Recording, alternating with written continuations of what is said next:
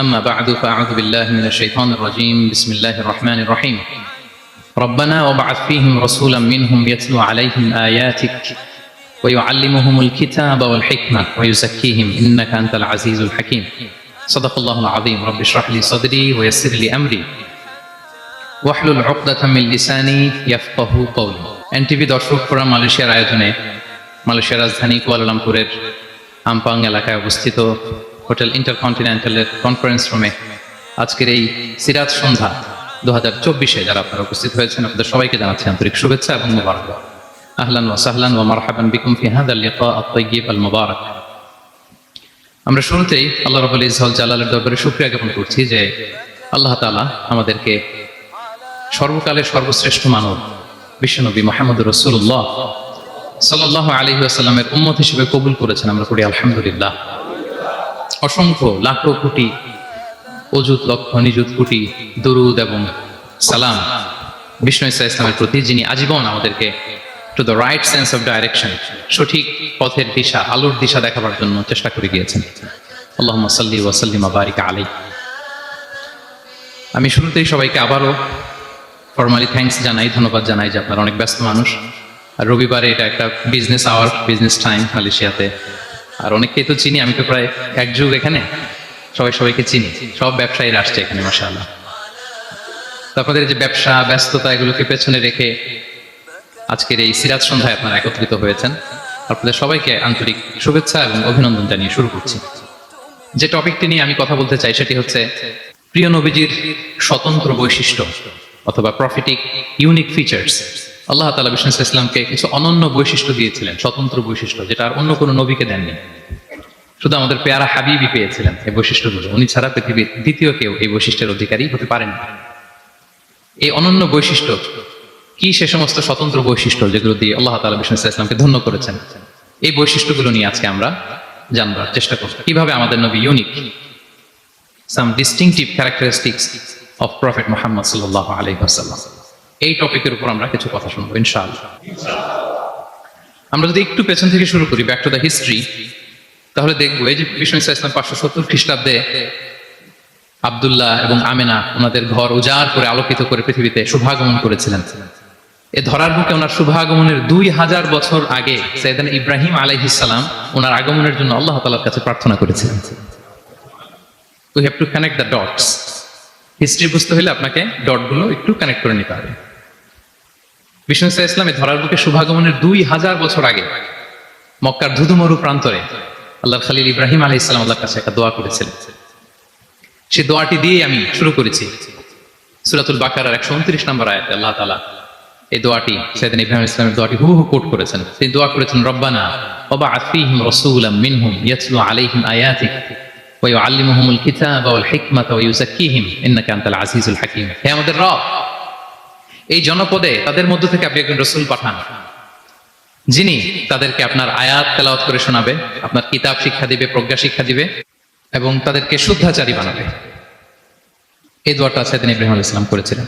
আর এই দোয়ার বদৌলতে প্রায় 2000 বছর পরে এই ধরার বুকে বিষ্ণু ইসলামের আগমন। সুবহানাল্লাহ ওয়া বিহামদিহি।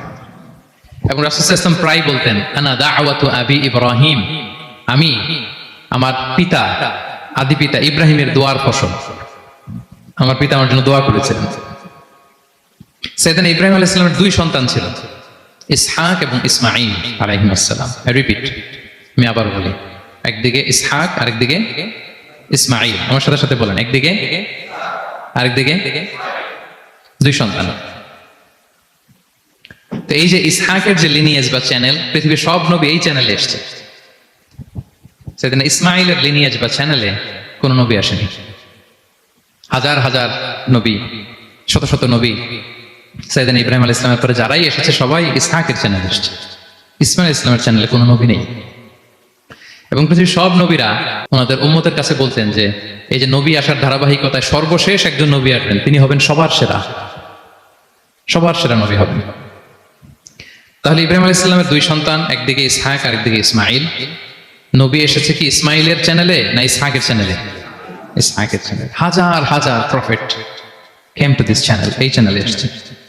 এবং তারা সবাই বলতো সর্বশেষ যিনি আসবেন তিনি হবেন সবার সেরা। ফলে এই জেনারেশনগুলোতে তাদের মধ্যে একটা বদ্ধমূল ধারণা হয়ে গিয়েছিল যে সর্বশেষ নবীটা যে আসবে উনিও এই চ্যানেলেই আসবে।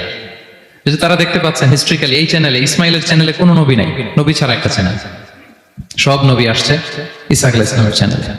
ফলে তাদের একটা ধারণা ছিল সর্বসেরা যে নবী উনিও আসবেন এদিক দিয়ে, কিন্তু আল্লাহ তাআলা তাদের ধারণাকে নস্যাৎ করে দিয়ে সর্বশেষ নবীকে ইসহাকের চ্যানেলে পাঠান নাই। সর্বশেষ নবী, আখিরি নবী, বিশ্ব নবী মুহাম্মদুর রাসূলুল্লাহ সাল্লাল্লাহু আলাইহি সাল্লামকে আল্লাহ তাআলা ইসমাঈল আলাইহিস সালামের চ্যানেলে পাঠিয়ে দিয়েছেন। দেখছেন, চেঞ্জিং দ্য লিডারশিপ ফ্রম বনি ইসরাইল টু বনি ইসমাঈল। সাইয়েদনা ইব্রাহিম আলাইহিস সালামের ছেলের নাম ইসহাক, ইসহাকের ছেলের নাম ইয়াকুব। ইয়াকুব আলাইহিস সালামের একটা উপাধি হচ্ছে ইসরাইল। ইসরাইল মানে হচ্ছে আব্দুল্লাহ, মানে আল্লাহর বান্দা। ফলে ওনার যত ডিসেন্ডেন্ট সন্তান তারা সবাই হচ্ছে বনি ইসরাইল, ইসরাইলের বংশধর। তো সব নবীকে আল্লাহ এখানে পাঠালেও শেষ নবীকে আল্লাহ তাআলা পাঠিয়েছেন ইসমাইলের চ্যানেলে। তার মানে বিশ্বনবী বনি ইসরাইল নন, বিশ্বনবী হচ্ছেন বনি ইসমাইল, ইসমাইলের চ্যানেলে এসেছে। আলহামদুলিল্লাহ বলেন। তাহলে লিঙ্ক আপটা বুঝতে পেরেছেন তো না, কিভাবে বিষ্ণু ইসলাম আসলেন? রাসূল ইসলাম প্রায় এইভাবে বলতেন যে আনা দাওয়াতু আবি ইব্রাহিম, আমি আমার পিতা ইব্রাহিমের দোয়ার ফসল। তিনি দোয়া করেছিলেন মক্কার ধুধু প্রান্তরে যে আল্লাহ এই জনপদে একজন নবী দিও। ওনার দোয়ার 2000 বছর পরে আল্লাহ তাআলা এই দোয়া কবুল করেছেন। আমরা তো তাহাজ্জুদের সময় দোয়া করে এরপরের দিন হুজুরের কাছে মাসালার জন্য যাই, হুজুর দোয়া তো কবুল হয় না, এত দোয়া করলাম আল্লাহ তো শুনে নাই। 1 মাস দোয়া করে অস্থির হয়ে যায়। এরপর অনেকে বলে হুজুর কাবার গিলাফটা ধরে দোয়া করেছে, কই কিছু তো পাইলাম না। দেখেন সাইয়েদনা ইব্রাহিম আলাইহিস সালাম দোয়া করেছিলেন সেই কবে, তার 2000 বছর পরে আল্লাহ তাআলা এই দোয়াটা কবুল করেছেন। তো দোয়া যদি কবুল না হয় অস্থির হওয়া যাবে? আওয়াজ করে বলেন, অস্থির হবেন আপনারা? না, অস্থির হওয়া যাবে না, ভরসা রাখুন আল্লাহর উপর। তো বিষ্ণু বলতেন আনা দাওয়াতু আবি ইব্রাহিম, আমি আমার পিতা ইব্রাহিমের দোয়ার ফসল। আবার বলতেন বিশারাতু আখি ঈসা, আমি আমার ভাই ঈসার সুসংবাদের ফসল। মানে রাসূল সাল্লাল্লাহু আলাইহি ওয়াসাল্লামের ইমিডিয়েট আগের যে নবী ঈসা আলাইহিস সালাম, উনি এসেই বলে দিয়েছিলেন যে ইয়াতি মিন বাদি ইসমুহু আহমদ, আমার পরে এক নবী আসবে তার নাম হবে আহমদ। তাহলে দেখেন বিষ্ণু নবী যে আসতেছে এটা অ্যানাউন্সমেন্টের জন্য আল্লাহ একজন নবী পাঠিয়ে দিয়েছে। He is coming. বিষ্ণু ইসলামের স্ট্যাটাস বুঝতে পারছেন? হি ইজ কামিং, উনি আসতেছেন, এটা বলার জন্য আল্লাহ একজন নবী পাঠিয়ে দিয়েছেন, জিসাস ক্রাইস্টকে, ঈসা আলাইহিস সালামকে পাঠিয়েছেন। তো রাসূল সাল্লাল্লাহু আলাইহি ওয়াসাল্লাম বলতেন বিশারাতু ঈসা, আমি ঈসার সুসংবাদের ফসল। আবার বলতেন ওয়া রুইয়া উম্মি আমিনা, আমি আমার মা আমিনার স্বপ্নের ফসল। রাসূল সাল্লাল্লাহু আলাইহি ওয়াসাল্লামের মা আমিনা যখন কনসিভ করেছেন রাসূল সাল্লাল্লাহু আলাইহি ওয়াসাল্লামকে পেটে, তিনি মাঝে মাঝে স্বপ্নে দেখতেন যে ওনার পেট থেকে একটা আলো বের হয়ে পারস্য সিরিয়ার প্রাসাদগুলোর মধ্যে ঝলকানি দিচ্ছে। নূর আদাআত মিনহু কুসুর আশ-শাম, শাম দেশের প্রাসাদগুলোকে আলোর ঝলকানি দিচ্ছে। এটা হচ্ছে একটা আলামত যে বিষ্ণু ঈসা ইসলামের শিক্ষা, ওনার ডমিনেশন গোটা বিশ্বব্যাপী ছড়িয়ে যাবে। সুবহানাল্লাহি ওয়া বিহামদিহি। তাহলে আমরা হিস্ট্রিটাকে কানেক্ট করে নিলাম। বিষ্ণু বলতেন আমি আমার পিতা ইব্রাহিমের দোয়ার ফসল, ঈসা আলাইহিস সালামের সুসংবাদের ফসল, আমার মা আমিনার স্বপ্নের ফসল। এবার সামনের দিকে যাই, কি কি স্বতন্ত্র বৈশিষ্ট্য দিয়ে আল্লাহ তাআলা বিষ্ণু ঈসা ইসলামকে পৃথিবীতে পাঠিয়েছেন। প্রিয় ভাইরা, কোরআনে অনেক নবীর কথা আল্লাহ তাআলা বলেছেন এবং বিভিন্ন সময়ে বিভিন্ন নবীদেরকে আল্লাহ তাআলা নাম ধরে ডাক দিয়েছেন। কি ধরে? যেমন আদম আলাইহিস সালামকে আল্লাহ নাম ধরে ডাক দিয়েছেন, ইয়া আদম, হে আদম, ইয়া আদম উসকুন আনতা ওয়া যাওজুকাল জান্নাহ, হে আদম তুমি আর তোমার বউ জান্নাতে থাকো, হে আদম, হে আদম, ডাক দিয়েছেন না? কথা বুঝতেছেন? আচ্ছা, মূসা আলাইহিস সালামকে আল্লাহ নাম ধরে ডেকেছেন, ওমা তিলকা বিয়ামিনিকা ইয়া মূসা, এই মূসা হাতে কি? নাম ধরে ডেকেছেন। ইব্রাহিম আলাইহিস সালামকে আল্লাহ নাম ধরে ডেকেছেন, ওয়ানাদাইনাহু আইয়া ইব্রাহিম, হে ইব্রাহিম বলে আমি তোমাকে ডাকলাম। বিষ্ণু ঈসা ইসলামকে আল্লাহ তাআলা এত মর্যাদা দিয়েছেন, কোরআনের কোথাও অন্য নবীদের মতো আল্লাহ তাআলা বিষ্ণু নবীর নাম ধরে ডাকেন নাই। যখনই ডেকেছেন বলেছেন ইয়া আইয়ুহান নবী, হে সম্মানিত নবী। যখনই অ্যাড্রেস করেছেন বলেছেন ইয়া আইয়ুহার রাসূল, হে সম্মানিত রাসূল। সুবহানাল্লাহ বলেন। 4 জায়গায় বিষ্ণু ঈসা ইসলামের নাম এসেছে কোরআনে মুহাম্মদ নামে, আর এক জায়গায় আহমদ। এই 4 জায়গায় মোহাম্মদ যে উল্লেখিত হয়েছে, একটি জায়গায়ও নাম ধরে ডাকেন নাই, বরং ওনার রিসালাত, ওনার নবুয়তের বর্ণনা দিয়েছেন। যেমন মুহাম্মাদুর রাসূলুল্লাহ সাল্লাল্লাহু আলাইহি ওয়াসাল্লাম, মুহাম্মদ হচ্ছেন আল্লাহর রাসূল, এটা একটা কোরআনের আয়াত। এখানে নাম ধরে ডাকছে? মুহাম্মদ হচ্ছেন আল্লাহর রাসূল, এখানে কি নাম ধরে ডাকা হয়েছে? না। ওমা মুহাম্মাদুন ইল্লা রাসূল ক্বাদ খালাত মিন ক্বাবলিহির রুসুল, মুহাম্মদ রাসূল ছাড়া কেউ নন, তার আগে এরকম অনেক রাসূল পৃথিবী থেকে চলে গিয়েছে। এই আয়াতে নাম ধরে ডাকছে? না। 4বার মোহাম্মদ শব্দটা কোরআনে উল্লেখিত হয়েছে, একবারও নাম ধরে ডাকে নাই। সুবহানাল্লাহ পড়েন। আর একবার উল্লেখিত হয়েছে আহমদ, যেটা ঈসা আলাইহিস সালামের ভাষা, ইয়াতি মিন বাদি ইসমুহু আহমদ, আমার পর এক নবী আসবে, তার নাম হবে আহমদ। তাহলে দেখেন বিষ্ণু ইসলামকে আল্লাহ তাআলা এত সমীহ করেছেন, এত সম্মান দিয়েছেন, এত মর্যাদা দিয়েছেন যে কোরআনে কোথাও অন্য নবীদের মতো আল্লাহ তাআলা বিষ্ণু নবীর নাম ধরে ডাকেন নাই। যখনই ডেকেছেন ইয়া আইয়ুহান নবী, ইয়া আইয়ুহা রাসূল, হে সম্মানিত রাসূল, হে সম্মানিত নবী। আলহামদুলিল্লাহ বলেন। এরপর বিষ্ণু ইসলাম বলতেন আনা সাইয়্যিদু হুলদি আদম, আমি হচ্ছি আদম আলাইহিস সালামের যত সন্তান পৃথিবীতে আসবে সবার লিডার। সুবহানাল্লাহ বলবেন না?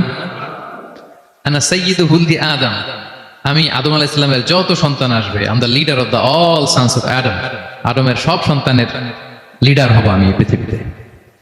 তিনি লিডার। এবং বিষ্ণু বলেন আল্লাহ তাআলা যখন সব কিছু সৃষ্টি করলেন, পুরো খালকে যখন সৃষ্টি করলেন, দুইটা ভাগ করলেন, ভালো আর খারাপ। আমি মুহাম্মদ সাল্লাল্লাহু আলাইহি ওয়াসাল্লামকে আল্লাহ তাআলা ভালোর মধ্যে ঢুকাই দিলেন। এই ভালো মানুষগুলোর মধ্যে থেকে আল্লাহ অনেকগুলো গোত্র নির্বাচিত করলেন, আমাকে সবচেয়ে শ্রেষ্ঠ গোত্রে ঢুকাই দিলেন। এই গোত্রগুলোর মধ্যে অনেকগুলো বাড়ি আছে, সবচেয়ে শ্রেষ্ঠ বাড়িতে আল্লাহ তাআলা আমাকে ঢুকাই দিলেন। সুবহানাল্লাহ বিহামদিহি। আরেক বর্ণনায় এসেছে যে আল্লাহ তাআলা ইসমাঈল আলাইহিস সালামের বংশধরদের মধ্য থেকে কেনানাকে সিলেক্ট করেছেন, কেনানার মধ্য থেকে আল্লাহ কুরাইশকে সিলেক্ট করেছেন, কুরাইশের মধ্য থেকে আল্লাহ তাআলা বনু হাশিমকে সিলেক্ট করেছেন। বিষ্ণু ইসলাম কিন্তু হাশিমি খানদানের, কুরাইশের মধ্য থেকে তিনি বনু হাশিমকে সিলেক্ট করেছেন, আর বনু হাশিমের মধ্য থেকে আল্লাহ তাআলা আমাকে সিলেক্ট করেছেন। সুবহানাল্লাহ বিহামদিহি। এবং তিনি বলতেন ওয়া আনা হামিলু লিওয়াইল হামদি ইয়াউমাল কিয়ামাতি ওয়া তাহতাহু আদম, কিয়ামতের দিন আমি প্রশংসার পতাকা নিয়ে দাঁড়িয়ে থাকবো কিয়ামতের ময়দানে, আর ওই পতাকার নিচে স্বয়ং আদম আলাইহিস সালাম থাকবে। ওনার হাতে থাকবে প্রশংসার পতাকা। প্রিয় ভাই, তাহলে 1 নম্বর পেয়ে গেলাম, ওনার অনন্য বৈশিষ্ট্য হচ্ছে উনি সাইয়্যিদু হুলদি আদম, পৃথিবীতে যত মানুষ এসছে সবার লিডার হবেন তিনি। He is the leader. তিনি কি? সবাই বলুন তিনি কি? আচ্ছা, লিডারের কাজ কি বলেন তো? অনেক লিডার আছে আমাদের সামনে, ভবিষ্যৎ লিডার, মাশাআল্লাহ তাবারাকাল্লাহ। Leader is someone who knows the way, shows the way and goes the way. নেতা হচ্ছে সে জানে কোন রাস্তায় সে চলবে এবং সে অন্যকে রাস্তা দেখাতে পারে এবং সবাইকে নিয়ে ওই রাস্তায় চলে। He is the leader. আচ্ছা, লিডার যদি কথা বলতে না পারে, এটা লিডার? নেতা এটা কি?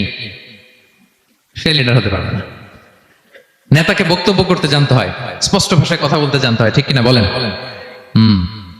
আমরা যদি দেখি যে রাসূল সাল্লাল্লাহু আলাইহি ওয়াসাল্লামের এই কোয়ালিটি ছিল কিনা, বক্তব্য দেওয়ার পারঙ্গমতা ছিল কিনা ওনার। রাসূল সাল্লাল্লাহু আলাইহি ওয়াসাল্লাম বলতেন উতিতু জাওয়ামিউল কালিম, আল্লাহ তাআলা আমাকে জাওয়ামিউল কালিম দিয়েছে। জাওয়ামিউল কালিম মানে কি? তিনি বলতেন কম, এটার অর্থ বেশি। কথা বলতেন 1-2 শব্দের, কিন্তু এটার যে দোতনা, এটার যে আবেদন, এটা মানুষের হৃদয়ে অনেক বড়, অনেক বেশি। সুবহানাল্লাহ। সে 1500 বছর আগে বলে গিয়েছেন, আজও আমরা শুনে অবাক হই, ঠিক কিনা বলেন? উতিতু জাওয়ামিউল কালিম, এটা বিষ্ণু সাল্লাল্লাহু আলাইহি ওয়াসাল্লামের একটা ইউনিকনেস, আর কাউকে আল্লাহ এটা দেননি। অল্প বলতেন, মানুষের হৃদয়ে টাচ করে ফেলতেন। সুবহানাল্লাহ। তিনি ছিলেন সর্বমর্ম বাচনভঙ্গির অধিকারী, যা বলতেন concise in wording but comprehensive in meaning. শব্দে এটা ছোট, কম, কিন্তু ভেরি কম্প্রিহেন্সিভ। বোঝায়, ব্যাখ্যা, এক্সপ্লেনেশন এটার অনেক বেশি। ভেরি প্রিসাইজ এন্ড ক্লিয়ার, যা বলতেন প্রিসাইজ এন্ড ক্লিয়ার। কতটা প্রিসাইজ এন্ড ক্লিয়ার আম্মা জান আয়েশা বলেন, ওনার স্ত্রী কি বলেন আমাদের আম্মা জান শোনেন। তিনি বলতেন লাউ আদ্দাহুল আদু লা আহসাহু, বিষ্ণু সাল্লাল্লাহু আলাইহি ওয়াসাল্লাম এত প্রিসাইজ এন্ড ক্লিয়ার বক্তব্য দিতেন, কেউ যদি গুনতে চাইতো দেখি কয়টা বাক্য বলছে, গোনা যেত। কেউ যদি গুনতে চাইতেন এখানে কয়টা শব্দ ছিল, তাও গোনা যেত। ওনার বক্তব্যে কয়টা বাক্য, কয়টা শব্দ, এটা গোনা যেত, কারণ ছোট বক্তব্য দিতেন। আমরা তো লম্বা চড়া বক্তব্য না দিলে হয় না। অল্পতে শেষ করলে বলে হুজুর কি বললেন, ওয়াজ তো করলেন না। অল্পতে শেষ করলে বলে মন ভরে নাই, আরেকটু বলেন। বিষ্ণু সাল্লাল্লাহু আলাইহি ওয়াসাল্লাম বলেন কিয়ামতের আলামত হচ্ছে খুতাবুকুম তাওয়িলা ওয়া সালাওয়াতুকুম কাসীরা। কিয়ামতের আগে তোমাদের বক্তব্য লম্বা হয়ে যাবে, নামাজ খাটো হয়ে যাবে। নামাজ খাটো, বক্তব্য লম্বা না, বক্তব্য হইতে হবে ভেরি প্রিসাইজ এন্ড ক্লিয়ার। তাহলে আম্মা জান আয়েশা বলেন এত সুন্দর প্রিসাইজ এন্ড ক্লিয়ার বক্তব্য দিতেন, গুনতে চাইলে গোনা যেত। কি কি বলেছেন? সুবহানাল্লাহ বলি সবাই। আবার তিনি বলতেন ইয়াতাকাল্লামু বিকালামিন বাইয়িন ফাসল, খুব সুস্পষ্ট কথা বলতেন বিষ্ণু সাল্লাল্লাহু আলাইহি ওয়াসাল্লাম। ইয়াতাহাফাযুহু মান জালাসা ইলাইহি, এত স্পষ্ট আশেপাশে যারা শুনতো সহজেই মুখস্থ করে ফেলতে পারত। এই যে সাহাবারা এত হাদিস বর্ণনা করেছে কিভাবে? কারণ ভেরি প্রিসাইজ এন্ড ক্লিয়ার, শুনলেই মুখস্থ হয়ে যায়। আমরা নবীর এত হাদিস বলতে পারি কিভাবে? Very precise and clear. কারো কথা তো মনে থাকে না, ওনার কথা মনে থাকে কি করে? ভেরি প্রিসাইজ এন্ড ক্লিয়ার, শুনলে মনে রাখা যায়। আবার গুরুত্বপূর্ণ কথা 3 বার বলতেন। কয়বার? 3 বার। একবার তিনি বলতেছেন আত্তাকওয়া হা হুনা হা হুনা হা হুনা, তাকওয়া আছে এখানে এখানে এখানে। আমরা তো তাকওয়া বানাই ফেলছি এখানে, তাকওয়া বানাই ফেলছি জুব্বার ভিতরে, এই টুপির ভিতরে, তসবির ভিতরে বানাই ফেলছি তাকওয়া, তাই না? কিন্তু বিষ্ণু সাল্লাল্লাহু আলাইহি ওয়াসাল্লাম কি বলেছেন দেখেন, তিনি বলেন আত্তাকওয়া হা হুনা, তাকওয়া থাকে কোথায়? হৃদয়ে। ওয়া ইউশিরু ইলা সাদরিহি সালাসা মাররাত, 3 বার ইঙ্গিত করেছেন। হ্যাঁ, দাড়ি, টুপি, জুব্বা, তাসবিহ অনেক গুরুত্বপূর্ণ অনুষঙ্গ ইসলামের, কিন্তু আসল তাকওয়া থাকে কোথায়? হৃদয়। তাহলে এটা গুরুত্বপূর্ণ কথা, 3 বার ইঙ্গিত করেছেন। কয়বার? তাহলে এটা হচ্ছে বিষ্ণু ইসলামের একটা ইউনিকনেস। কথা বলতেন কম, এটার দোতনা, এটার আবেদন মানুষের হৃদয়ে ছাপিয়ে যেত। উতিতু জাওয়ামিউল কালিম, বিষ্ণু বলেন আল্লাহ তাআলা আমাকে জাওয়ামিউল কালিম দিয়েছে, আমি বলি কম কিন্তু এটার মিনিং অনেক স্ট্রং। বিষ্ণু ইসলাম আবার বলেছেন যে নুসিরতু বির-রু'বি মাসিরাতা শাহর, আল্লাহ তাআলা আমাকে ভয় দিয়ে সাহায্য করেছেন। কি দিয়ে? ভয় দিয়ে। রাসূল সাল্লাল্লাহু আলাইহি ওয়াসাল্লাম যেখানে থাকতেন তার ডানে বায়ে সামনে পেছনে 1 মাসের ডিস্টেন্সের ভেতরে যদি কোনো শত্রু থাকতো রাসূলের, রাসূল সাল্লাল্লাহু আলাইহি ওয়াসাল্লামের ভয়ে ওর অন্তরে ধুকধুকানি শুরু হয়ে যেত, ত্রাসের কম্পন শুরু হয়ে যেত। 1 মাস রাসূল সাল্লাল্লাহু আলাইহি ওয়াসাল্লাম এখানে পৌঁছতে লাগবে কয় মাস? এত দূরে থাকতো, নবী সাল্লাল্লাহু আলাইহি ওয়াসাল্লামের কোনো শত্রু যদি থাকতো ডানে বায়ে, রাসূল সাল্লাল্লাহু আলাইহি ওয়াসাল্লামের ভয়ে তাদের হৃদয়ে ত্রাসের কম্পন শুরু হতো। সুবহানাল্লাহ বলেন। বিষ্ণু ইসলামের ইউনিকনেস, এটা আল্লাহ কাউকে দেন। ওনার আরেকটা ইউনিকনেস হচ্ছে উনি খাতামুন নবিয়্যিন, সর্বশেষ নবী। আওয়াজ করে বলুন, বিশ্ব নবীর পরে আর কোন নবী আসবে? মা কানা মুহাম্মাদুন আবা আহাদিন মির রিজালিকুম ওয়ালাকিন রাসূলুল্লাহি ওয়া খাতামুন নবিয়্যিন, ইজ দ্য লাস্ট মেসেঞ্জার। ওনাকে ছাড়া নবুয়তি পূর্ণতা পায় না। সব নবীকে দিয়ে যদি ধরেন প্রত্যেকটা নবীকে আমরা একটা মুক্তোর দানার সাথে তুলনা করি, মুক্তোর দানা, এটা দিয়ে একটা মালা বানানো হবে, সেক্ষেত্রে বিষ্ণু ইসলাম হচ্ছেন সর্বশেষ মুক্তোর দানা, যেটা না লাগালে মালাটাই হয় না। প্রত্যেক নবী যদি একটা মুক্তোর দানা হয়, এটা দিয়ে যদি একটা মালা গাঁথি আমরা, সর্বশেষ মুক্তোর দানাটা হচ্ছে বিষ্ণু ইসলাম। এটা ছাড়া মালা পূর্ণতা পায় না। ওনার মাধ্যমে the door of prophecy is closed.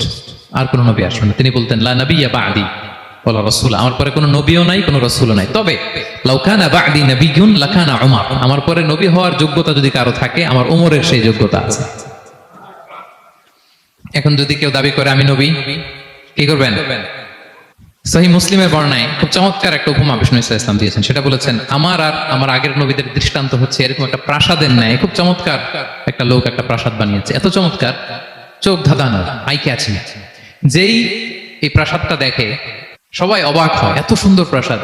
এই প্রাসাদে খুব ধরার মতো কিছু নাই একটা জায়গা ছাড়া, সেটা হচ্ছে প্রাসাদের কোনো একটা দেয়ালে গাঁথুনিতে একটা ইট দেয়া হয় না, সামহাউ মিসিং, একটা ইটের টুকরা মিসিং। ফলে বাইরে থেকে ঠান্ডা বাতাস ঢুকে একটু অসুন্দর লাগে। তো সবাই প্রাসাদটা ভিজিট করে বলে এত সুন্দর প্রাসাদ, কোনো ভুল হয় না, শুধু একটা জায়গায় ছাড়া, এই একটা ইট পড়ে না এখানে। এটা দিলে পুরো প্রাসাদটা পূর্ণ হয়ে যেত।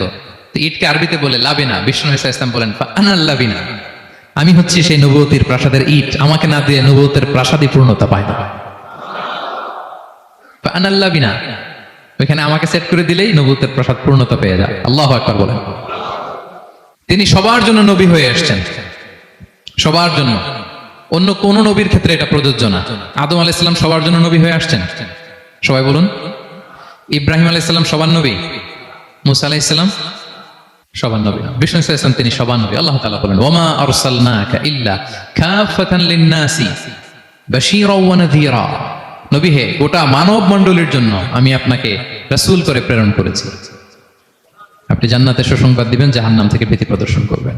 তাহলে মেসেঞ্জার ফর এন্টায়ার ম্যানকাইন্ড। ওনার নবুয়তির কোনো বাউন্ডারি নাই, আছে? আওয়াজ করে বলুন, আছে? বনী ইসরায়েলের অনেক নবীর এমন ছিল, এদিকে এক নবী, উনি আবার অন্য জায়গায় দাওয়াত দিতে পারবেন, উনি এখানেই দিবেন। আবার পাশের আরেক লোকেশনে আল্লাহ আরেক নবী পাঠাইছেন, ওনার কাজ ওইখানে। তাইলে এই নবীর এক বাউন্ডারি, ওই নবীর। কোরআনে এই কথা এসেছে, যেমন ইব্রাহিম আলাইহিস সালাম, লূত আলাইহিস সালাম চাচা ভাতিজা, সমসাময়িক নবী। ইব্রাহিম আলাইহিস সালামের একটা জায়গা ছিল দাওয়াত দেওয়ার, আর পাশে জর্ডানে লূত আলাইহিস সালামের একটা দাওয়াতি এরিয়া ছিল। তার মানে এক একজনের লোকেশন বা বাউন্ডারি আলাদা। বিষ্ণু ইসলামের তো এরকম বাউন্ডারি আছে না? আছে? আছে না, ফর দ্য এন্টায়ার গ্লোব, সবার জন্য। তিনি সাদা মানুষেরও নবী, কালো মানুষেরও নবী, তিনি আরবদেরও নবী, অনারবদেরও নবী, নারীর জন্য নবী, পুরুষের জন্য নবী, শিশুর জন্য, বৃদ্ধের জন্য, বিকলাঙ্গের জন্য, সবার জন্য তাকে রাসূল করে প্রেরণ করেছে কে? তাহলে সবার জন্য তিনি নবী, মানুষের জন্য, for the mankind, for the জিনকাইন্ড, for the animal kind, সবার জন্য তিনি রাসূল হয়ে পৃথিবীতে প্রেরিত হয়েছেন। আল্লাহ তাআলা অন্য আয়াতে বলেন, ওয়ামা আরসালনাকা ইল্লা রাহমাতাল লিল আলামিন, I have sent you as a mercy for the entire universe. নবী, গোটা বিশ্বের সবার জন্য আপনাকে আমি রহমত করে প্রেরণ করেছি, সবার জন্য, মাছের জন্য, গাছের জন্য, পাহাড়ের জন্য। তিনি শুধু আমাদেরই নবী নন, সবার নবী তিনি। এমনকি পশু পাখি বিষ্ণু ইসলামকে দেখে চিনতে পারতেন। একবার এক আনসারী সাহাবীর খেজুর বাগানে বিষ্ণু ইসলাম ঢুকলেন। এক উট এসে কাঁদতে লাগলো বিষ্ণু ইসলামের কাছে, বিষ্ণু নবী আদর করে দিলেন। কানে কানে কি জন্য বললো? বিষ্ণু ইসলাম সাহাবাদের বললেন, তোমরা জানো সে কি বলেছে? সে বলেছে যে তার মনিব তাকে দিয়ে কাজ করায় অনেক, কিন্তু খাবার দেয় না। বিষ্ণু ইসলামকে সে চিনতে পেরেছে, বিষ্ণু ইসলামের কাছে এসে অভিযোগ দিয়েছে। এবং তিনি যখন নবী হবেন ভাব 6 মাস আগ দিয়ে, নবী হওয়ার আগে দিয়ে কিছু কিছু ঘটনা ঘটতো। তো বিষ্ণু ইসলাম বললেন, আমি প্রায় যখন মক্কার উপত্যকার পাশ দিয়ে যেতাম, বিভিন্ন পাথরের মধ্যে থেকে আমি আওয়াজ শুনতাম, আসসালামু আলাইকা ইয়া রাসূলুল্লাহ। মদিনায় অবস্থানরত অবস্থা বিষ্ণু ইসলাম বলেছেন যে এখন যদি আবার মক্কায় যেতে পারতাম, তোমাদেরকে পাথরটা দেখাতে পারতাম। আমি পাহাড়ের পাশ দিয়ে যখন যেতাম, পাথর থেকে আওয়াজ আসতো, আসসালামু আলাইকা ইয়া রাসূলুল্লাহ। তার মানে পাথর নবীকে চিনতো কি চিনতো না? বলেন বলেন। তাহলে প্রাণী চিনেছে নবীকে, পাথর চিনেছে, গাছ নবীকে চিনত। মসজিদে নববীতে খেজুরের গাছ দিয়ে পিলার করা হতো। বিষ্ণু ইসলাম একটা খেজুর গাছের খেজুর গাছের পিলারের মধ্যে হেলান দিয়ে তিনি খুতবা দিতেন। বিষ্ণুনবীর বড় কষ্ট হতো। তো এক সাহাবী বলেন, ইয়া রাসূলুল্লাহ, আমার একজন কাঠ মিস্ত্রি পরিচিত আছে, আপনি বললে আপনাকে একটা মিম্বার বানায় দিব। কি বানায় দিব? মিম্বার চিনেন তো না? কি করে, জুমার খুতবা দেয় না বসে? সাহাবী বলে, ইয়া রাসূলুল্লাহ, আমার এক কাঠ মিস্ত্রি আছে, আমি একটা মিম্বার বানায় দিব আপনাকে, আরাম হবে, বসে বসে খুতবা দিবেন। বিষ্ণু ইসলাম বলেন, ঠিক আছে, নিয়ে আসুন। কিছুদিন পর ওটা নিয়ে আসা হলো। ফলে লোকেশন চেঞ্জ হলো। আগে একটা মরা খেজুর গাছের পিলারের মধ্যে হেলান দিয়ে কথা বলতেন, এবার ওই যে মিম্বার সেট করা হয়েছে ওই পাশে, ওখানে বসে বসে এখন তিনি নাসিহাত করেন। তো একদিন আলোচনা করার সময় হঠাৎ সাহাবারা কান্নার আওয়াজ শুনতে পেল। কিসের আওয়াজ? সহিহ বুখারীর বর্ণনা। কান্নার আওয়াজ শুনতে পেলেন, তাও 10 মাস গর্ভধারিণী উটের কান্নার আওয়াজের মতো। সাহাবারা ভয় পেয়ে গেলেন, কই কোনো উট তো না, এটা তো মসজিদের ভিতরে কান্নার আওয়াজ। বিষ্ণু ইসলাম বুঝতে পারলেন। তিনি মিম্বার থেকে নেমে যে ওই যে আগে যেই মরা খেজুর গাছের পিলার মধ্যে হেলান দিয়ে ওয়াজ করতেন, ওই পিলারটারে আদর করতে আরম্ভ করলেন। বিষ্ণু ইসলাম হাত দিয়ে যখন আদর করলেন, ফাসাকানা, তার কান্না বন্ধ হয়ে গেল।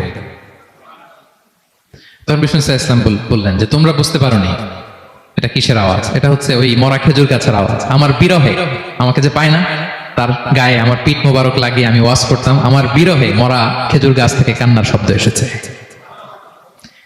আজ ওই জায়গাটা চিহ্নিত করা আছে। এটাকে বলে মসজিদে নববীতে আল উসতুয়ানাতুল হান্নান। হান্নান মানে কাঁদে এমন পিলার। সুবহানাল্লাহ বিহামদিহি। তাহলে পাথর বিষ্ণু ইসলামকে সালাম দিয়েছে, প্রাণী বিষ্ণু ইসলামের সাথে কথা বলেছে, মরা গাছ, খেজুরের গাছ বিষ্ণুনবীর বিরহে কেঁদেছে। সুবহানাল্লাহ বিহামদিহি। বিষ্ণু ইসলামের ইউনিক ফিচার এগুলো। বিষ্ণু ইসলাম, আমরা যেমনি মাঝে মাঝে আমাদের লাইফে আপস এন্ড ডাউনস থাকে, ওনার জীবনেও ছিল। একটা সময় ছিল বিষ্ণু ইসলামের এমন এসেছে যে ওনাকে ঘরে শেল্টার দিতেন ওনার স্ত্রী খাদিজাতুল কুবরা তাহেরা রাদিয়াল্লাহু তাআলা আনহা। মেন্টালি সাপোর্ট দিতেন, ফিনান্সিয়ালি সাপোর্ট দিতেন। উনি মারা গেলেন। পলিটিক্যাল সাপোর্ট দিতেন চাচা আবু তালেব, উনিও মারা গেলেন। কই যাবেন উনি? নেইবরিং সিটি তায়েফে গেলেন দাওয়াত নিয়ে, সেখানেও নির্মম অত্যাচারের শিকার হলেন, প্রত্যাখ্যাত হলেন। ওনার হৃদয়টা ভেঙে খান কষ্টে বেদনায় জর্জরিত হয়ে বিষ্ণু ইসলামের মন বড্ড খারাপ। বিষ্ণু ইসলামের এই ভঙ্গুর মনকে ভালো করে দেবার জন্য, সারপ্রাইজ দেবার জন্য আল্লাহ তাআলা আসমানি মিটিং এর জন্য বিষ্ণু ইসলামকে স্পেশালি ইনভিটেশন পাঠিয়েছেন। কোন নবীকে আল্লাহ এটা পাঠান নাই। কোন নবীকে আল্লাহ তাআলা ঊর্ধ্ব জগতের স্পেশাল ডিভাইন ঐশী মিটিং এর জন্য কোনো ইনভিটেশন পাঠান নাই, বিষ্ণু ইসলামকে পাঠিয়েছেন। সুবহানাল্লাহ পড়েন। মেরাজের ঘটনা আমরা জানি না? আল্লাহ তাআলা সূরাতুল ইসরাতে বলেন, সুবহানাল্লাযী আসরা বিআবদিহি লাইলাম মিনাল মাসজিদিল হারামি ইলাল মাসজিদিল আকসা। মসজিদুল হারাম থেকে আল্লাহ তাআলা বিষ্ণু ইসলামকে মসজিদুল আকসাতে নিয়ে গিয়েছেন। এই ইসরা মেরাজ 2 পার্ট। প্রথমে এটা শুরু হয়েছে মক্কা থেকে, মসজিদুল হারাম থেকে মসজিদুল আকসা পর্যন্ত। মসজিদুল আকসায় উনি একটা স্টেশন দিয়েছেন, তারপর ওখান থেকে ঊর্ধ্ব জগতের কাহিনী শুরু হয়েছে। আল্লাহ তাআলার স্পেশাল কিছু নিদর্শন দেখানোর জন্য, বিষ্ণু ইসলামকে সান্ত্বনা দেওয়ার জন্য, ওনার মন ভালো করে দেওয়ার জন্য আসমানে ইনভাইটেশন পাঠিয়েছেন। আল্লাহু আকবার। কোন নবীকে আল্লাহ তাআলা এই মর্তবা দেন নাই, বিষ্ণু ইসলামকে দিয়েছেন। ইউনিক ফিচার, কেউ পাননি এটা। এবং এই যে বললাম, তিনি মক্কা থেকে প্যালেস্টাইনে একটা স্টেশন দিয়েছেন, মসজিদুল আকসায় স্টেশন দিয়েছিলেন। তো তিনি বললেন, আমি যখন মসজিদুল আকসায় ঢুকলাম, দেখি সব নবীর আমার জন্য অপেক্ষা করতেছে। সকল নবীর, আমার আগে যত নবীরা এসেছিল সব নবীর অপেক্ষা করতেছে। ফাহানাতিস সালাহ, নামাজের ওয়াক্ত হলো। ফাআমামতুহুম, এই সব নবীদেরকে নিয়ে আমি নামাজের ইমামতি করেছি। সব নবীদেরকে নিয়ে বিষ্ণু ইসলাম মসজিদুল আকসা ইমামতি করেছেন। এই সুযোগ আর অন্য কোন নবী পেয়েছে কি? আওয়াজ করে বলেন, পেয়েছে? ইউনিক ফিচার বিষ্ণু ইসলামের। মেরাজে গিয়েছেন, ইউনিক ফিচার। সবাইকে নিয়ে ইমামতি করেছেন, ইউনিক ফিচার। বিষ্ণু ইসলামের আরেকটা ইউনিক ফিচার হচ্ছে, উনি ঘুমালে ওনার অজু ভাঙত না। অজু অবস্থায় ঘুমাইলে আবার যদি নামাজ পড়তে চাই, পড়া যাবে? কি করতে হবে? অজু করতে হবে। কিন্তু বিষ্ণু ইসলাম ঘুমালে অজু ভাঙত না। বিষ্ণু ইসলাম বলতেন, ইন্না আইনাইয়া তানামান ওয়ালা ইয়ানামু কলবি, আমার চোখ ঘুমায় কিন্তু আমার অন্তর ঘুমায় না। সর্বাবস্থায়, জাগ্রত অবস্থায়, ঘুমন্ত অবস্থায় বিষ্ণু ইসলামের হৃদয় আল্লাহর জিকিরে ব্যস্ত থাকতো। ইবনে আব্বাস রাদিয়াল্লাহু তাআলা আনহু তিনি বর্ণনা করেন, তিনি বলেন, আমি একবার আমার খালার বাড়িতে রাতে ঘুমাতে গিয়েছিলাম। ছোট মানুষ তখন ইবনে আব্বাস। রাসূল সাল্লাল্লাহু আলাইহি ওয়াসাল্লাম ওনার খালু, আবার রাসূল সাল্লাল্লাহু আলাইহি ওয়াসাল্লাম কাজিন, চাচাতো ভাই, অনেক সম্পর্ক, বয়সে ছোট। বলেন যে রাতে আমার খালা মাইমুনা, রাসূল সাল্লাল্লাহু আলাইহি ওয়াসাল্লামের একজন স্ত্রী, আমাদের আম্মা জান মাইমুনা বিনতুল হারিসের বাড়িতে আমি ঘুমাতে গেলাম। তো আমি ফলো করতাম নবী কি করতেন। তো দেখলাম মাঝরাতে তিনি উঠলেন, উঠে তাহাজ্জুদের নামাজ পড়লেন।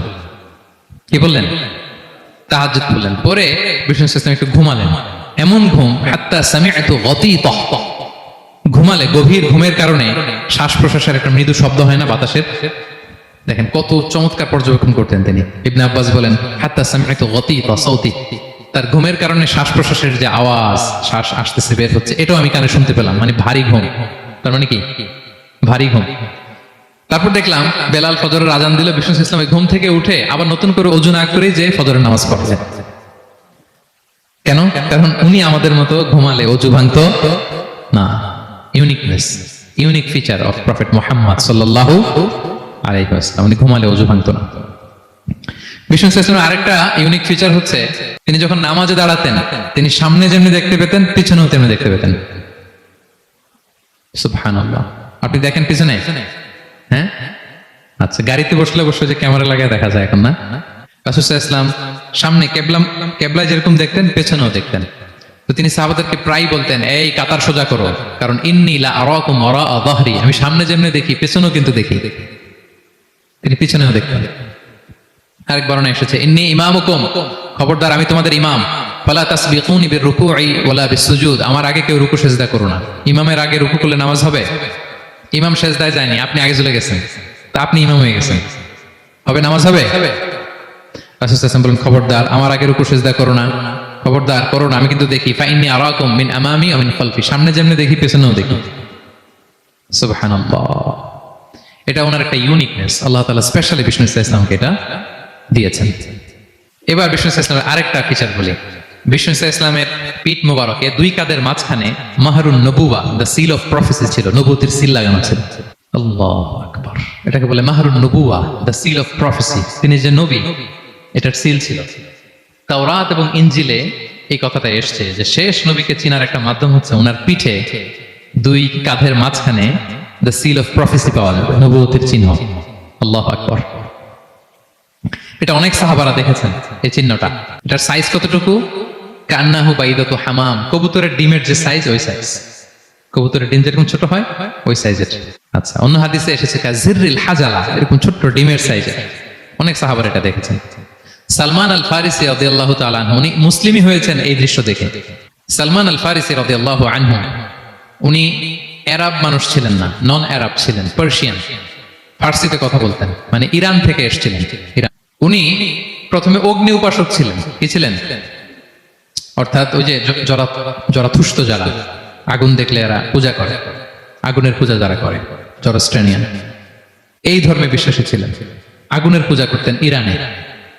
তিনিও আগুনের পূজা করে, তার বাবাও আগুনের পূজা করে।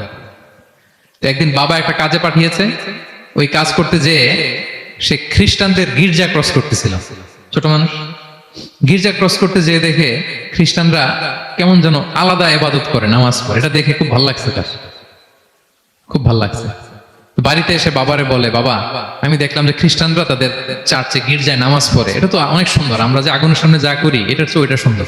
বাবা বলে, খাইছে, ছেলে তো আমার শেষ হয়ে যাবে। তো বলছে, না না বাবা, আমরা যে আগুনের উপাসনা করি এটাই ভালো। উনি বলেন, না, আমি অনেক চিন্তা করেছি, ওরা যেভাবে গডের কাছে চায় ওইটা শ্রেষ্ঠ। বাবার সাথে ছেলের সালমানের অনেক তর্ক বিতর্ক। পরে বাবা ভাবলেন, যদি ওকে না আটকাই তাহলে প্রভাবিত হয়ে সে খ্রিস্টান হয়ে যেতে পারে। তো ঝগড়া তর্ক বিতর্ক শেষে তার পিতা তাকে শেকলবন্দি করলো। কি করলো? পায়ে শেকল লাগায় রাখছে। কিন্তু ছেলে তো মনে মনে খ্রিস্ট ধর্মের প্রতি আকৃষ্ট হয়ে গেছে। তো ওই খ্রিস্টানরা তার সাথে লুকিয়ে যোগাযোগ করত। সালমান ওই খ্রিস্টানদেরকে বলল যে, তোমাদের খ্রিস্টান ধর্মের উৎপত্তি কোথায়? বলে, সিরিয়াতে। বলতেছে, এখান থেকে কোনো কাফেলা সিরিয়া যাবে নাকি? বলতেছে, হ্যাঁ, মিশনারি ওয়ার্কে একটা কাফেলা আসতে যাবে। বলতেছে, যেদিন যাবে আমাকে বলবো। তো যেদিন যাবে তাকে এসে বলা হয়েছে তার বাবা নাই, সে শিকল ভেঙে শিকল সহ ওই কাফেলার সাথে যে জড়িত হয়েছে। দেখেন বিশ্বাস, আদর্শ মানুষকে কিভাবে উজ্জীবিত করে। উনি চলে গেলেন সিরিয়াতে। সিরিয়াতে যে এক পাদ্রির হাতে বায়াত হলেন, কিন্তু ওই পাদ্রিটা ছিল ভণ্ড। সে খ্রিস্টানদের দান সৎকা নিয়ে গরিবদের না দিয়ে নিজেই খেয়ে ফেলতো। তো বেচারা পড়লো বিপদে, যে হায় রে, এত সুন্দর ধর্ম রে কারাপ্টেড করতেছে সে। পরে এই পাদ্রি যখন মারা গেল, সালমান সে আরেক পাদ্রির কাছে গেল। আরেক পাদ্রির কাছে গেল, ওই পাদ্রি আবার অনেক ভালো, খুবই ইবাদত করে। তো ওই পাদ্রি কিছুদিন থাকার পরে ওই পাদ্রিও মারা গেল। ওই মারা যাওয়ার আগে সে জিজ্ঞেস করতেছিল যে, পাদ্রি, এই বর্তমান পৃথিবীতে সবচেয়ে ভালো খ্রিস্টান পাদ্রি কে? বলতেছে, আর কেউ নাই। যদি ভালো খ্রিস্টান পাদ্রি তোমাকে পেতে হয়, জানতে হয়, তোমাকে ইরাকের মোসেল শহরে যেতে হবে। এবার মোসেলে যে সে আরেক খ্রিস্টান পাদ্রির কাছে থাকলো। কিছুদিন পরে ওই পাদ্রিও মারা গেল। তো মৃত্যুর আগে তাকে জিজ্ঞেস করছিল যে, পাদ্রি আপনি বলেন তো, আপনার পরে শ্রেষ্ঠ পাদ্রি কে আছে পৃথিবীতে? সে বলতেছে, আমার পরে শ্রেষ্ঠ কোনো পাদ্রি আর পৃথিবীতে নাই। খ্রিস্টান ধর্ম শেষ হয়ে গিয়েছে, নাই। তবে জেনে রেখো, শেষ জামানার নবী আসার সময় ঘনিয়ে এসছে।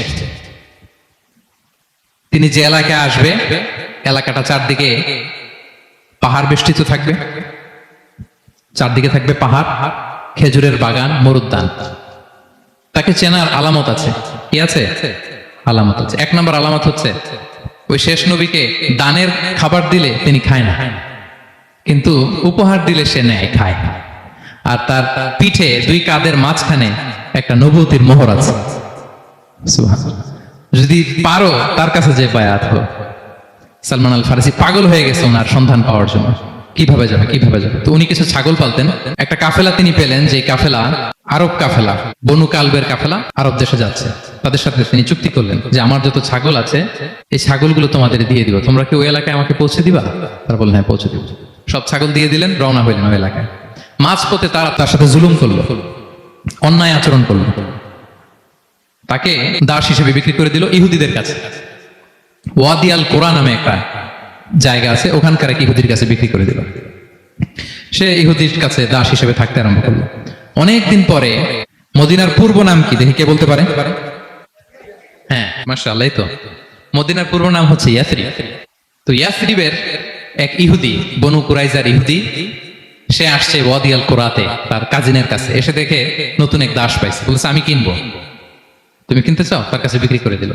তখন ইয়াসরিবের ওই ইহুদি বনু কুরাইজার সালমান আল ফারিসিকে নিয়ে ইয়াসরিবে চলে গেল। সুবহানাল্লাহ। মদিনার আগের নাম কি? বিষ্ণু ইসলাম মক্কা থেকে হিজরত করে কিছুদিন পরে কই যাবেন?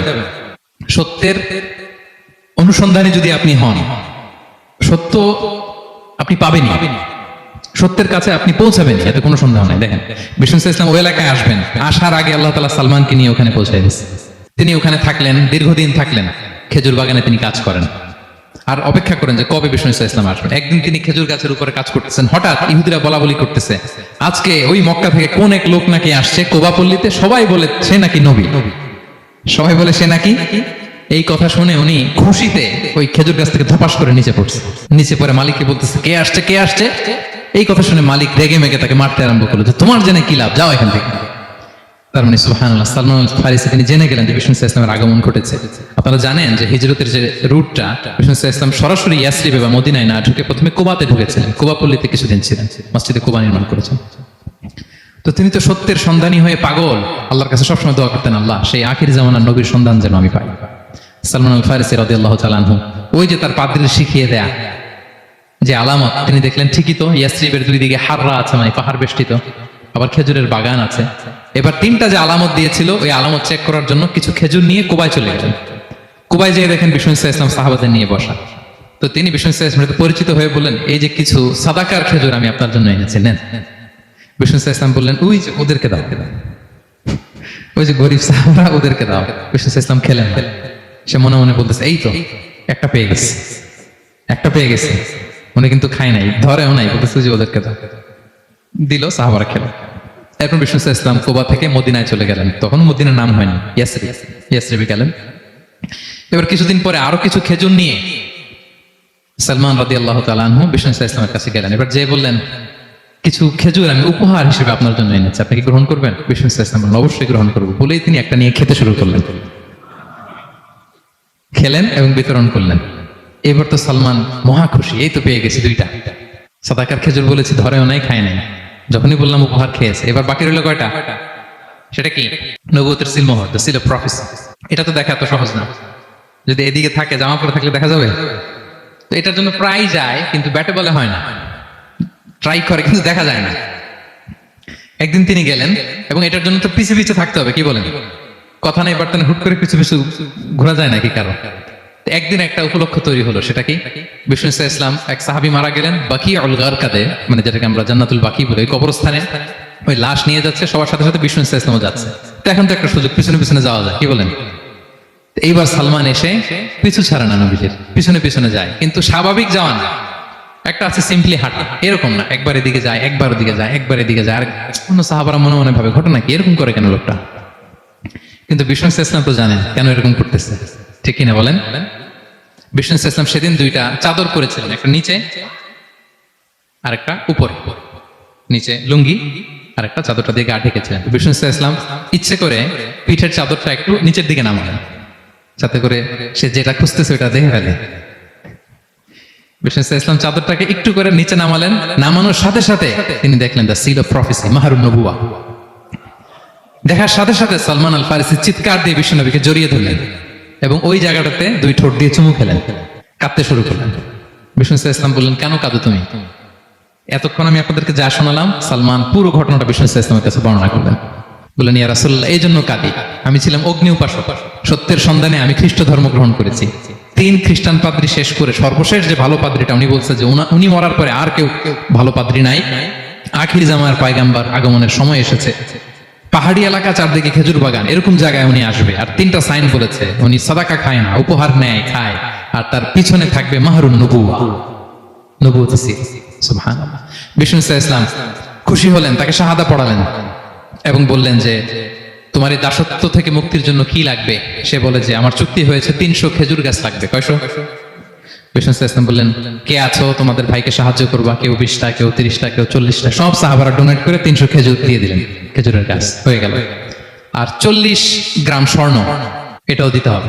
তো কোন এক যুদ্ধে বিষ্ণু ইসলাম একটা ছোট্ট স্বর্ণের টুকরে পেয়েছিলেন, বললেন, যাও এটা নিয়ে ওজন দাও, ওজন দিলে দেখবা হয়ে গেছে। ওইটা নিয়ে ওজন দেয়া হলো, দেখা গেল মুহূর্তে একেবারে সমানে সমানে 40 গ্রাম হয়ে গেছে। সালমান আল ফারিসি রাদিয়াল্লাহু তাআলা। তারপর থেকে মৃত্যুর আগ পর্যন্ত বিষ্ণু ইসলামের সাথে ছিলেন, সবগুলো যুদ্ধে অংশগ্রহণ করেছেন। এবং 5ম হিজরিতে ওই যে পরীক্ষা খননের কথা আমরা জানি না, দ্য ব্যাটল অফ ট্রেন্চ, এই বুদ্ধিটা আসছিল সালমান রাদিয়াল্লাহু তাআলার মাথা থেকে। এটা হচ্ছে ওনার ব্রেন চাইল্ড। কারণ আরব দেশে এরকম পরীক্ষা খনন করার ট্রেডিশনই ছিল না। উনি তো আরব দেশের না, আসছে পারস্য থেকে। ওনার এই বুদ্ধি পরামর্শ নিয়ে বিষ্ণু ইসলাম 5ম হিজরিতে পুরো মদিনার চারদিকে খনন করে এই পরীক্ষা করেছিলেন। সুবহানাল্লাহ পড়েন। তাহলে প্রিয় সুধী, মাহরুন নবুয়া বিষ্ণু ইসলামের একটা ইউনিকনেস, অন্য কোন নবীর ছিল না। বিষ্ণু ইসলামের ছিল কাযিরিল হাজালা, কবুতরের ডিমের মতো পিঠের মধ্যে। বিষ্ণু ইসলাম ইন্তেকালের আগে ওনাকে অপশন দেয়া হয়েছে, নবী আপনি চাইলে থেকে যেতে পারেন আজীবন, আর চাইলে আমার কাছেও চলে আসতে পারেন। এই হ্যাভ অপশন। বিষ্ণু ইসলাম তার রবের সাথে সাক্ষাৎকে চুজ করেছেন এবং ইন্তেকালের আগে তিনি পড়েছিলেন, আল্লাহুম্মা গফিরলি ওয়ারহামনি ওয়ালহিকনি বির রফিকিল আ'লা। আল্লাহ আপনি আমাকে ক্ষমা করুন, আল্লাহ আপনি আমার প্রতি রহম করুন, আল্লাহ আমি আপনার সান্নিধ্যে যেতে চাই, পৃথিবীতে থাকতে চাই না। সুবহানাল্লাহ। অপশন দেয়া হয়েছে। আপনার অপশন দেয়া হবে? হ্যাঁ, চাইলে আজীবন থাকেন। আমরা অপশন পেলে তো বলতাম, আল্লাহ যা হয়েছে এখানেই থাকতে চাই। কি বলেন? বিষ্ণু ইসলাম বলেছেন ইলা রফিকিল আ'লা, হে আল্লাহ আমি আপনার সান্নিধ্যে যেতে চাই।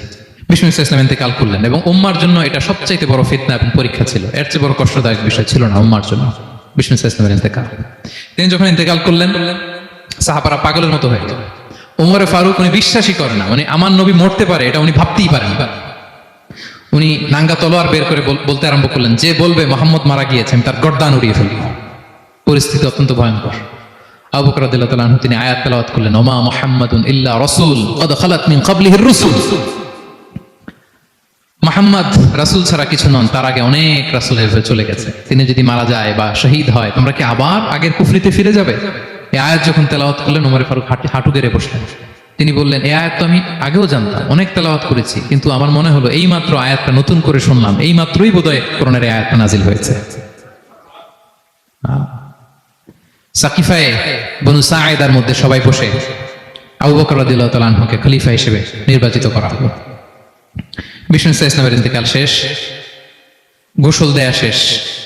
আমরা যেমনি মারা গেলে আমাদের জামা খুলে অন্য একটা জামা পরিয়ে গোসল দেয়া হয়, বিষ্ণু ইসলামের ক্ষেত্রে এটা হয়নি। ওনার গায়ের জামা খোলা হয়নি, যেই জামাটা ছিল ওই জামাটার উপরই গোসল দেয়া হয়েছে, ওনার ইউনিকনেস।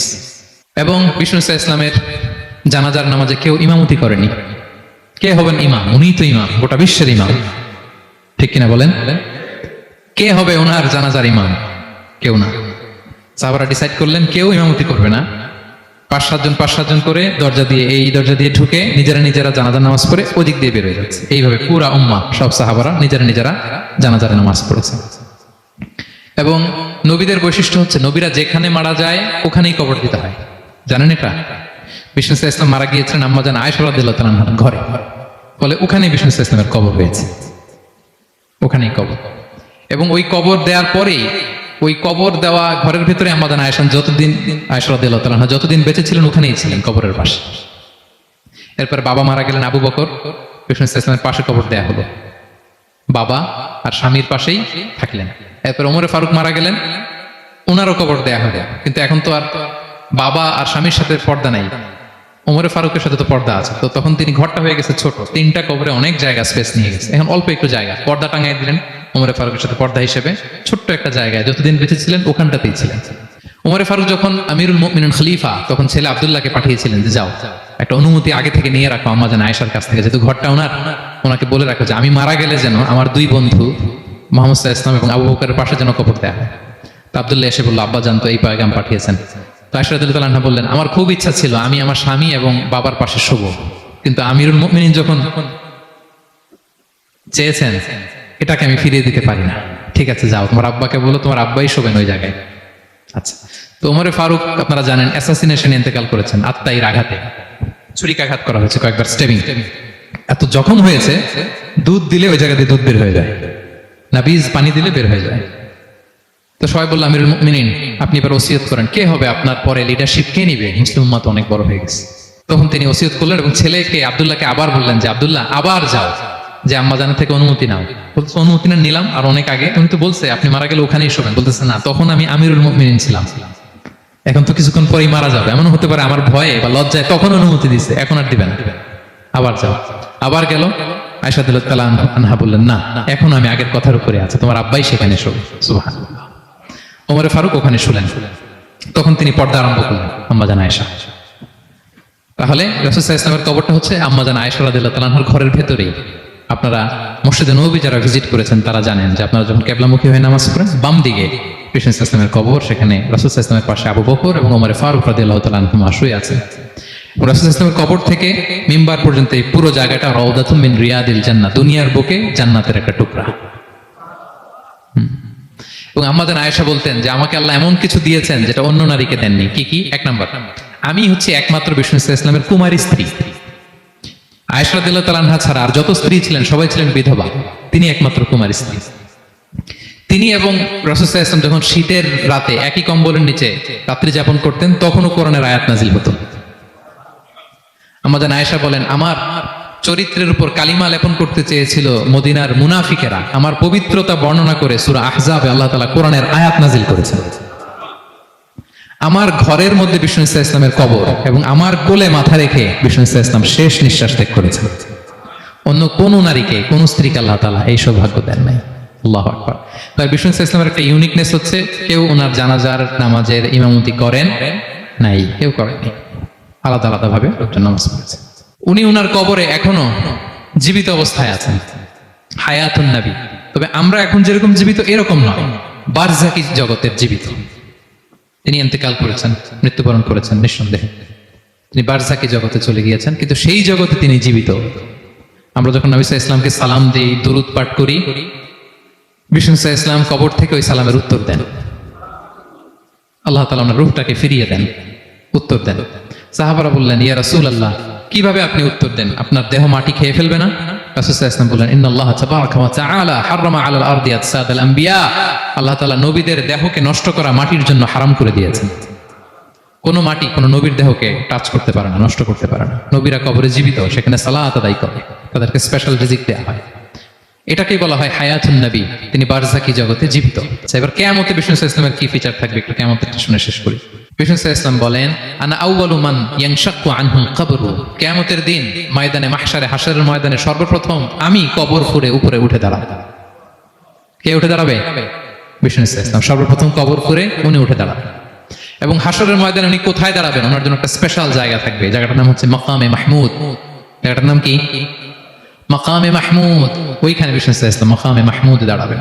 আল্লাহ তাআলা বলেন, ওয়ামিনাল লাইলি ফাতাহাজ্জাদ বিহি নাফিলাতাল লাক আসা আইয়াবআসাকা রাব্বুকা মাকামান মাহমুদা। ওখানে বিষ্ণু সাল্লাল্লাহু আলাইহি ওয়াসাল্লাম দাঁড়াবেন।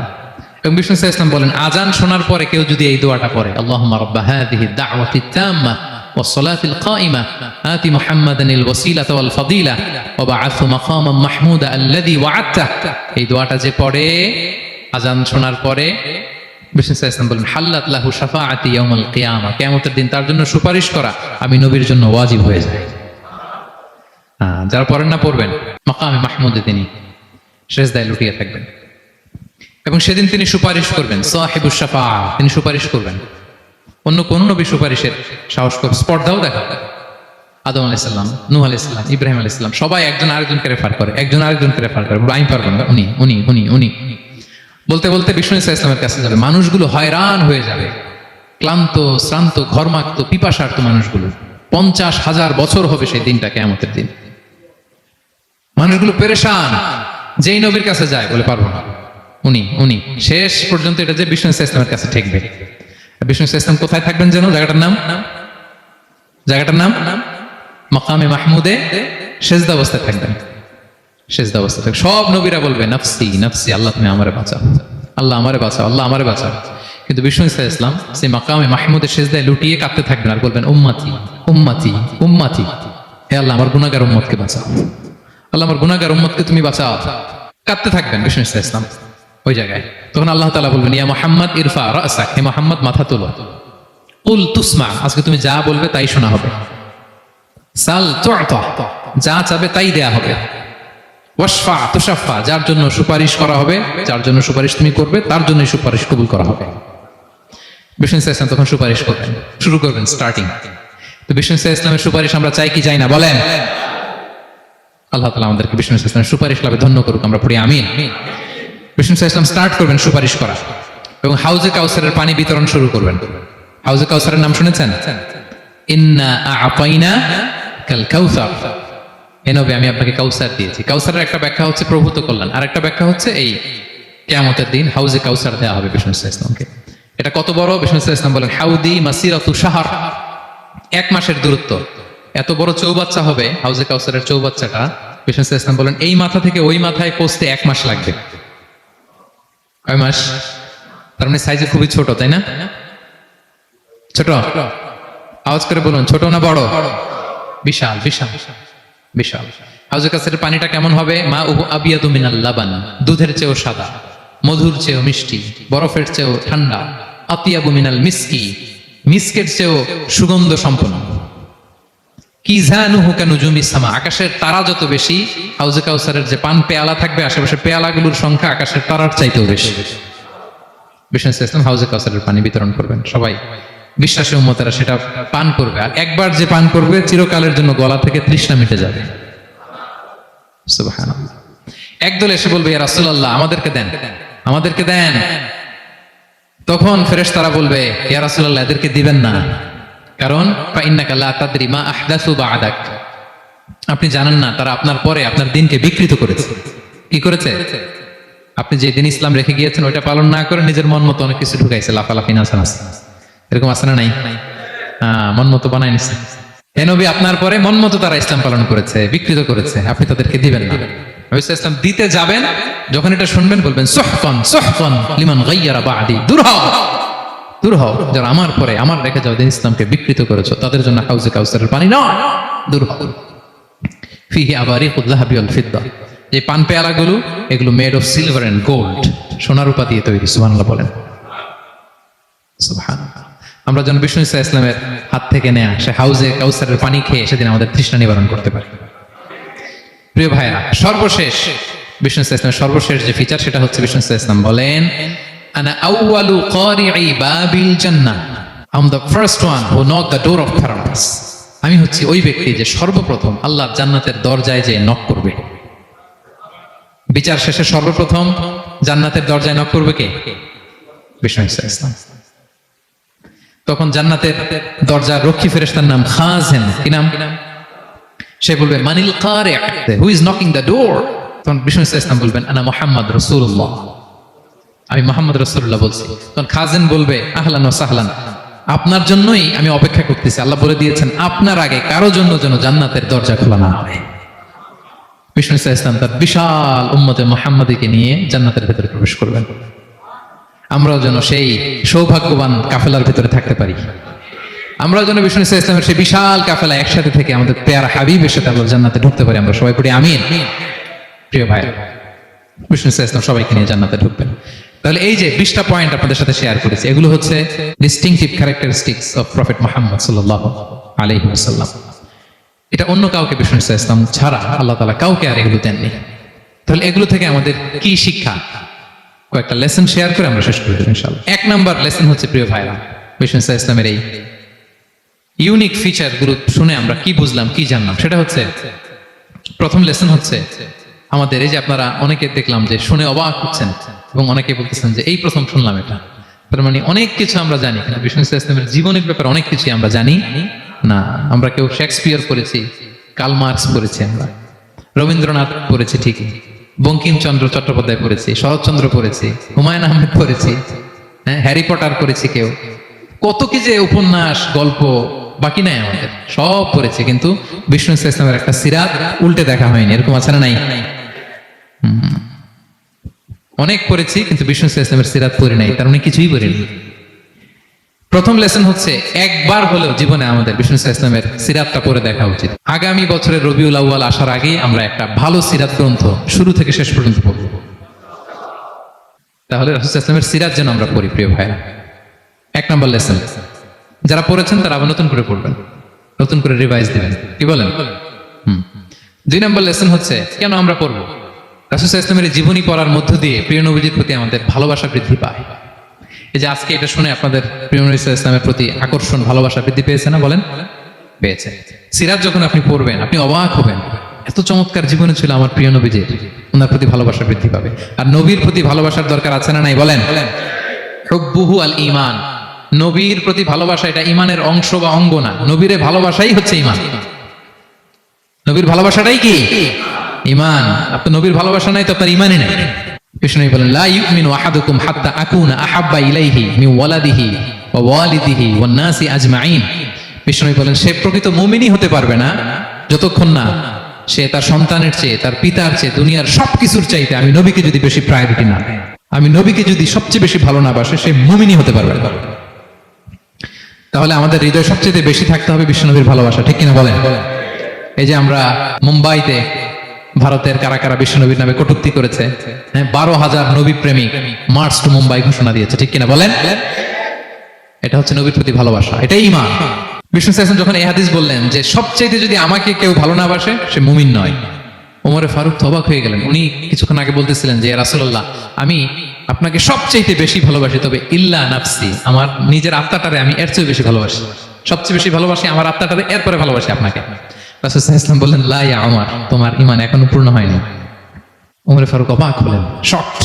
তিনি বললেন এতে যদি আমার ঈমানই পূর্ণ না হয় যার কারণে আমি আখেরাত চিনলাম, জান্নাত চিনলাম, আল্লাহর পরিচয় পেলাম, তিনি তো আমার কাছে সবচেয়ে বেশি প্রিয়। মুহূর্তেই তিনি দ্ব্যর্থহীন কণ্ঠে ঘোষণা করলেন যে ইয়া রাসূলুল্লাহ, ঠিক এই মুহূর্ত থেকে দুনিয়ার সবকিছু, এমনকি আমার নিজের জানের চাইতেও, আত্মার চাইতেও আমি আপনাকে বেশি ভালোবাসি। বিশ্বনবী বললেন, সহিহ বুখারীর বর্ণনা, আল আন ইয়া ওমর, ওমর এখন কামুলা ঈমানু, এই মাত্র তোমার ঈমানটা পরিপূর্ণ হয়েছে। তাহলে আপনি যদি সিরাত পড়েন, আপনার ঈমান পূর্ণ হবে, ঈমানের পূর্ণতা প্রাপ্তি হবে। 3 নম্বর লেসন হচ্ছে, সিরাত পড়লে যে লাভ। রাসূল সাল্লাল্লাহু আলাইহি ওয়াসাল্লামের জীবনে অনেক আপস এন্ড ডাউন ছিল, বিপদ ছিল, চড়াই উতরাই পেরিয়ে তিনি শেষ পর্যন্ত গিয়েছেন। এই বিপদগুলো আপনার জীবনেও আসে, সেক্ষেত্রে আপনি কানেক্ট করতে পারবেন। যেমন আপনার জীবনে আপনি অসুস্থ হন না মাঝে মাঝে, নবী অসুস্থ হতেন, তো আপনি জানতে পারবেন যে উনি অসুস্থ হলে কি করতেন। আপনার জীবনে যেমনি বিপদ আসে, রাসূল সাল্লাল্লাহু আলাইহি ওয়াসাল্লামের জীবনে তো বিপদ এসেছে, তাহলে বিপদগ্রস্ত হলে কি করতে হবে এটা আপনি জানতে পারবেন। যারা বিবাহিত, মাঝে মাঝে স্ত্রীর সাথে মনোমালিন্য হয় না? কথা কোন না কেন হয়? রাসূল সাল্লাল্লাহু আলাইহি ওয়াসাল্লামেরও হতো এটা, মানবীয় কারণে স্ত্রীদের সাথে মনোমালিন্য হতো। ওই পরিস্থিতিতে রাসূল সাল্লাল্লাহু আলাইহি ওয়াসাল্লাম কিভাবে ডিল করতেন? সমাধান পাবেন, সলিউশন পাবেন, সান্ত্বনা পাবেন। তাহলে জীবনের পরতে পরতে আপনি রাসূল সাল্লাল্লাহু আলাইহি ওয়াসাল্লামের সিরাত থেকে সমাধান খুঁজে পাবেন, সান্ত্বনা পাবেন যদি সিরাত পড়েন। 4 নাম্বার, সিরাত অধ্যয়নের মাধ্যমে তাকে ফলো করার অনুপ্রেরণা পাওয়া যায়। আমরা ফলো করব কাকে? মুহাম্মদ সাল্লাল্লাহু, আমরা হচ্ছে তার ফলোয়ার, মুহাম্মদ সাল্লাল্লাহু আলাইহি ওয়াসাল্লামের ফলোয়ার, ঠিক কিনা বলেন? এবং আল্লাহর ভালোবাসা যদি আমরা পেতে চাই, আল্লাহ বলেন ফাত্তাবিউনি ইউহিব্বুকুমুল্লাহ, যদি আল্লাহর ভালোবাসা চাও নবী সাল্লাল্লাহু আলাইহি ওয়াসাল্লামের অনুসরণ করো, এটা অবশ্যই করতেই হবে। তাহলে সিরাত যদি আমরা পাঠ করি, তার বিষ্ণু সাল্লাল্লাহু আলাইহি ওয়াসাল্লামকে অনুসরণ করার প্রেরণা আমাদের মধ্যে আসবে। সব শেষ কথা হচ্ছে, তার প্রতি ভালোবাসার নমুনা হিসেবে আমরা যেন তার প্রতি বেশি বেশি দুরূদ শরীফ পড়ি। আল্লাহুম্মা সাল্লি ওয়া সাল্লিম ওয়া বারিক আলাইহি সাল্লাল্লাহু আলাইহি ওয়াসাল্লাম। আল্লাহুম্মা সাল্লি আলা মুহাম্মদ ওয়া আলা আলি মুহাম্মদ كما صليت على إبراهيم وعلى آل إبراهيم إنك حميد مجيد. اللهم بارك على محمد وعلى آل محمد كما باركت على إبراهيم وعلى آل إبراهيم إنك حميد مجيد. পারেন না এগুলো আপনারা? যে যেটা পারেন বেশি বেশি দুরূদ পড়বেন। দুরূদ এটা এমন ইবাদত, এই ইবাদত আল্লাহ নিজেও করে, ফেরেশতাদেরও করতে বলে, আমাদেরও করতে বলে। ইন্নাল্লাহা ওয়া মালাইকাতাহু ইউসাল্লুনা আলান নবী, আল্লাহ এবং ফেরেশতা ওনারাও রাসূল সাল্লাল্লাহু আলাইহি ওয়াসাল্লামের উপর দুরূদ পাঠায়। হে বিশ্বাসীরা, ইয়া আইয়ুহাল্লাযীনা আমানু সাল্লু আলাইহি ওয়া সাল্লিমু তাসলিমা। আল্লাহুম্মা সাল্লি ওয়া সাল্লিম ওয়া বারিক আলাইহি। রাসূল সাল্লাল্লাহু আলাইহি ওয়াসাল্লামের উপর বেশি বেশি দুরূদ পাঠ করতে হবে। একবার যে দুরূদ পড়ে, আল্লাহ বলে তার উপর আমি 10টা রহমত নাযিল করি। বিশেষ করে জুমার দিনে রাসূল সাল্লাল্লাহু আলাইহি ওয়াসাল্লামের প্রতি আমরা যেন বেশি বেশি দুরূদ পড়ি। কোন দিনে মনে থাকবে? জুমার দিনে এক সুন্নাত হচ্ছে সূরা কাহাফ তেলাওয়াত করা, আর একটা সুন্নাত হচ্ছে বেশি বেশি বিষ্ণু সাল্লাল্লাহু আলাইহি ওয়াসাল্লামের উপর কি পড়া? দুরূদ পাঠ করা। মনে থাকবে তো? তাহলে প্রিয় ভাইরা, আসুন আমরা প্রতিজ্ঞা করি, আমরা বিষ্ণু সাল্লাল্লাহু আলাইহি ওয়াসাল্লামের একটা ভালো সিরাত গ্রন্থ শুরু থেকে শেষ পর্যন্ত আগামী রবিউল আউয়াল মাস আসার আগে আমরা পড়ব। জীবনের প্রতিটি ক্ষেত্রে নবী সাল্লাল্লাহু আলাইহি ওয়াসাল্লামের অনুসরণ করব। হ্যাঁ, পারা যাবে? ফ্যামিলিতে, সমাজে, রাজনৈতিক ময়দানে, সব জায়গায় বিষ্ণু সাল্লাল্লাহু আলাইহি ওয়াসাল্লামের অনুসরণের দরকার আছে না নাই? তাকেই অনুসরণ করতে হবে। মুক্তি পেতে চাইলে তাকেই অনুসরণ করতে হবে। আসুন জীবনের প্রতিটি অঙ্গনে আমরা যেন শুধু তাকেই অনুসরণ করি, কারণ তাকে অনুসরণ করার মধ্যেই রয়েছে আমাদের জীবনের আলোকস্নাত মুক্তি। আল্লাহ তাআলা আমাদের সবাইকে কথাগুলো বোঝার ও আমল করার তৌফিক দান করুন। হাদা মা ইনদি ওয়াল ইলমু ইনদাল্লাহি আলাইহি তাওয়াক্কালতু ওয়া ইলাইহি উনীব। ওয়াসসালামু আলাইকুম ওয়া রাহমাতুল্লাহি তাআলা।